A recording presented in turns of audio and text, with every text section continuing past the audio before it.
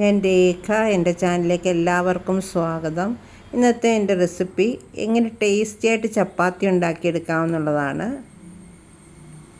അതിന് വേണ്ടിയിട്ട് ഞാൻ ആശീർവാദിൻ്റെ ഗോതമ്പൊടി 2 കപ്പ് എടുത്തിട്ടുണ്ട്. അതിലേക്ക് 1 ടേബിൾ സ്പൂൺ തൈരും ആവശ്യത്തിന് ഉപ്പും ചേർത്ത് ചെറിയ ചൂടുള്ള വെള്ളം കുറേശ്ശെയായിട്ട് ഒഴിച്ച് കുഴച്ചെടുക്കുകയാണ് മാവ്. വെള്ളം ആദ്യമേ തന്നെ എല്ലാം കൂടി ഒഴിച്ച് കഴിഞ്ഞാൽ ചിലപ്പോൾ കൂടിപ്പോകും. അതുകൊണ്ട് ആവശ്യത്തിന് കുറേശ്ശെ ഒഴിച്ചിട്ടാണ് മാവ് കുഴച്ചെടുക്കുന്നത്. മാവ് കുഴച്ചെടുത്തിട്ടുണ്ട്. ഇനി നമുക്ക് അതിലേക്ക് ഒരു നനവുള്ള ടവൽ മുകളിലേക്ക് ഇട്ട ശേഷം ഒരു 15 മിനിറ്റ് അടച്ചു വയ്ക്കുക.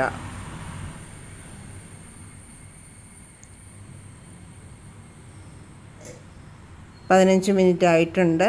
മാവ് ഇപ്പോൾ ഒന്നും കൂടെ നന്നായിട്ട് സോഫ്റ്റ് ആയിട്ടുണ്ടാവും. അതൊന്നും കൂടെ ഒന്ന് കുഴയ്ക്കുക. ഈ ചെറിയ ബോളുകളാക്കി ഒട്ടും എണ്ണയില്ലാതെ ഉണ്ടാക്കിയെടുക്കുന്ന ഒരു ഹെൽത്തി ആയിട്ടുള്ള ചപ്പാത്തിയാണ്. അതുകൊണ്ട് എണ്ണ ഞാൻ ഒട്ടും ഉപയോഗിക്കുന്നില്ല. പൊടിയിൽ മുക്കിയിട്ടാണ് പരത്തുന്നത്.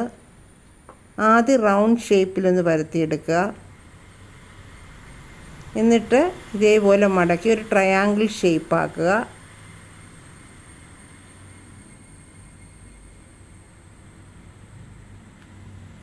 ആവശ്യത്തിന് മാത്രം പൊടി വിതറി പരത്തിയാൽ മതി. ഒത്തിരി പൊടി വിതറണ്ട.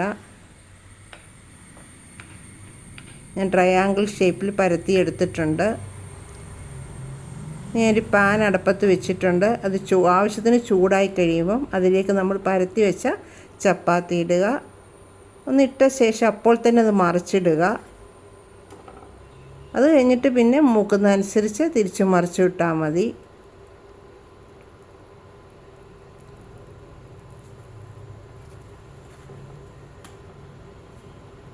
ഇങ്ങനെ പൊങ്ങി വരും. നല്ല സോഫ്റ്റായിട്ടുള്ള ചപ്പാത്തി ആയിരിക്കും. പിന്നെ ഇങ്ങനെ മടക്കുന്നതുകൊണ്ട് ലെയറുകളായിട്ടായിരിക്കും ഇരിക്കുന്നത്.